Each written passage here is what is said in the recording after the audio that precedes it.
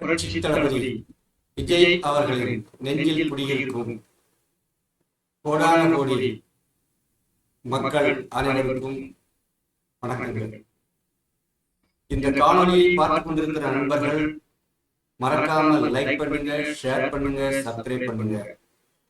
பக்கத்தில் இருந்து பெல் ஐகானை கிளிக் பண்ணுங்க. அப்போதுதான் நான் போடுகிற ஒவ்வொரு வீடியோக்களும் உங்களுக்கு உடனுக்குடன் வந்து சேரும். வாங்க வீடியோக்குள் போகலாம். நண்பர்களே,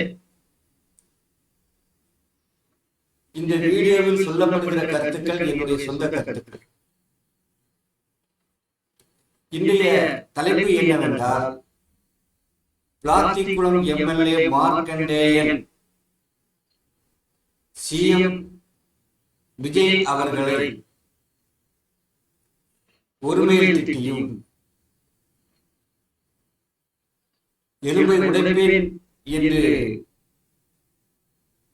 வீர ஆவேசத்தோடு பேசினதின் காரணமாக இன்று அவர் பாளையங்கோட்டை ஜெயிலிலே சிறைவாசம் அனுபவிக்கிறார். இவர்களுக்கு ஏன் இவ்வளவு ஆக்ரோஷம், ஏன் இவ்வளவு அகம்பாவம்?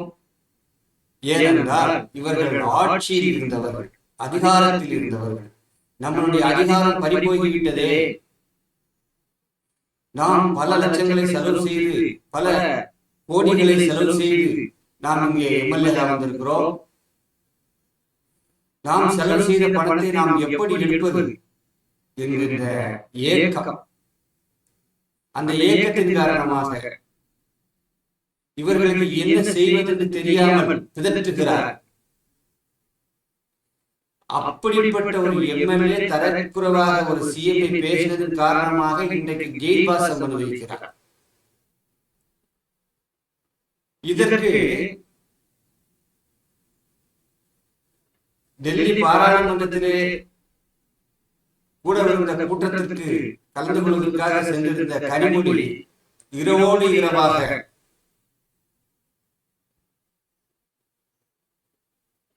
பாளையங்கோட்டை ஜெயிலுக்கு ஓடோடி வந்து மார்க்கண்டேயனை சந்தித்து ஆறுதல் கூறியிருக்கிறது. இது ஒவ்வொரு பத்திரிகையிலும் பெரிய விளம்பரமாக சொல்லப்பட்டிருக்கிறது.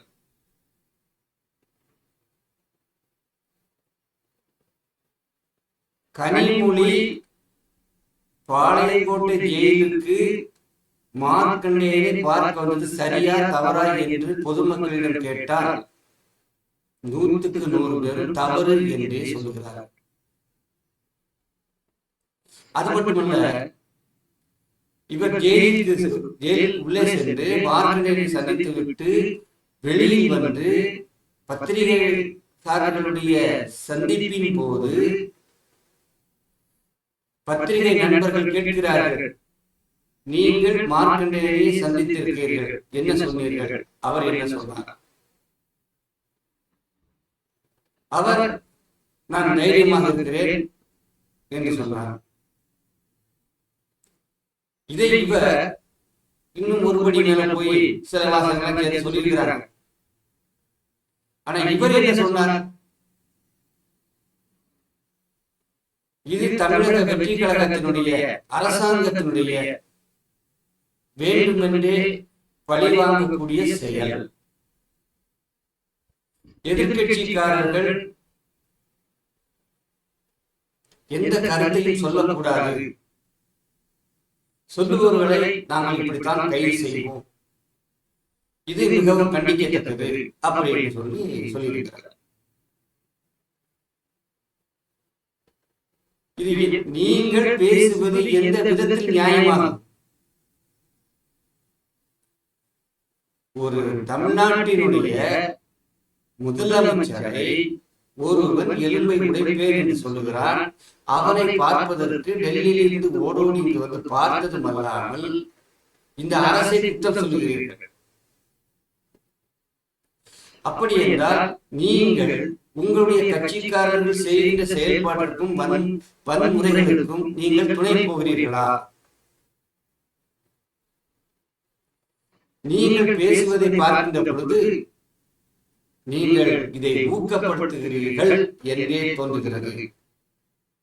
நீங்கள் மட்டுமல்ல, உங்களுடைய கட்சி தலைமை, உங்களுடைய அந்த முன்னாள் அமைச்சர்கள், சில பேச்சாளர்கள் எல்லாம் மிகவும் ஏதோ நம்ம இந்த நாட்டில் நாங்க இப்ப கேட்கிறோம், நாங்க தமிழக வெற்றி கழகத்தோட நண்பர்கள் இருக்கிறார்கள், என்ன திமுக என்ன பட்டா போட்டிருக்கிறதா? நீங்கள் எல்லாருமே அப்படியே தியாகிகளா? இப்போ எம்ஜிஆர் ஆட்சி இருந்தது, அதன் பிறகு கலைஞர் ஆட்சி வந்தது, ஜெயலலிதா வந்தார்கள், மீண்டும் கலைஞர் ஆட்சி வந்தது. இவர்கள் எல்லாம் தோற்ற பொழுது இப்படிதான் நடந்து கொண்டார்களா? ஏன்னா அவங்களெல்லாம் பண்பட்ட அரசியல்வாதிகள், பக்குவப்பட்ட அரசியல்வாதிகள், தியாக உணர்வுள்ள அரசியல்வாதிகள். உங்களுக்கெல்லாம் எப்ப கொள்ளையடிக்கலாம், எப்ப ஊழல் செய்யலாம், உங்களை மாதிரி அந்த திகாரிகளுக்கெல்லாம் போயிட்டு வந்தவங்களுக்கு எல்லாம் ஓட்டு போடுற மாதிரி அவங்களை சொல்லணும். கட்சி தொண்டன் ஒரு தவறான வழியில் சென்றான் என்றால் அவனை திருத்துவது அந்த கட்சி தலைமையினுடைய பொறுப்பு. அநாகரிகமா உங்க கட்சிக்காரர்களுக்கு நீங்க சொல்லக்கூடாது, அநாகரிகமான செயல்கள் செயல்படக்கூடாது, இப்படி வன்முறையை தூண்டும் கொண்டும் பேசக்கூடாது என்று நீங்கள் சொல்லலாம். ஏன் சொல்லவில்லை? ஏன்னா நீங்க அப்படி சொன்னீங்கன்னா அடுத்த கட்சிக்காரன் யாரையும் பேச மாட்டான். அடுத்த இல்ல, உங்க கட்சிக்காரன் யாரையும் பேச மாட்டான், பயந்துருவாங்க. அப்ப எதிர்கட்சிக்கு ஆளுங்கட்சிக்கு பேசுறதுக்கு ஆள் இல்லாம போயிடும்.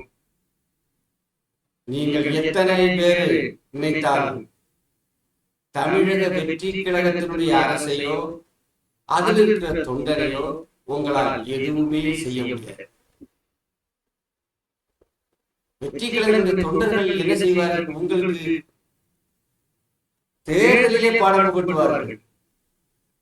இனி வரது உள்ளாட்சி தேர்தல் வரல, அப்பெல்லாம் ஓட்டு கேட்க வரல, அப்ப கேட்பாங்க, ஒவ்வொரு கிராமத்து பொதுமக்களும் உங்களை பார்த்து கேட்பாங்க, நீ எதுக்குமா டெல்லியில இருந்து பாளையங்கோட்டை ஜெயிலுக்கு ஒரு அடாவடிக்காரனுக்கு சப்போர்ட் பண்ண வந்தியான்னு கேட்பான். அன்னைக்கு நீங்க பதில் சொல்லுங்க. வரும் பாராளுமன்ற தேர்தல் வரும், அப்ப வருவீங்க கேளுங்க. இப்ப கீழ்மட்டத்தில் இருக்கக்கூடிய உங்களுடைய கட்சிக்காரர்களாக இருக்கட்டும், எந்த பொதுமக்களாக இருக்கட்டும், யாரிடம் கேட்டாலும் நீங்கள் பாளையங்கோட்டை சிறைக்கு மார்க்கண்டேயனை பார்த்தது தவறு,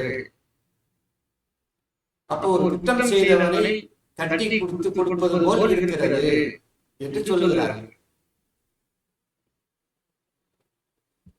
மார்க்கண்டேயன் நம்முடைய தியாகியா? தன்னுடைய தொகுதி மக்களுக்கு ஏதாவது வேலை செஞ்சு கொடுத்தாரா? இல்ல தொகுதி மக்களுக்காக உண்ணாவிரதம் இருந்தாரா?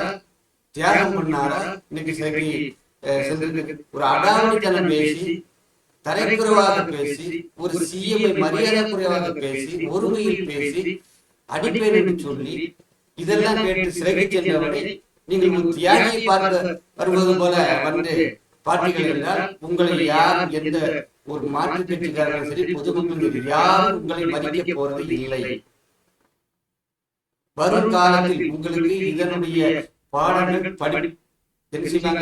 பாடத்தை சொல்லி தருவார்கள். இதன் மூலமாக, தேர்தல் மூலமாக சொல்லி தருவார்கள். அதை புரிந்து கொள்ள வேண்டும்.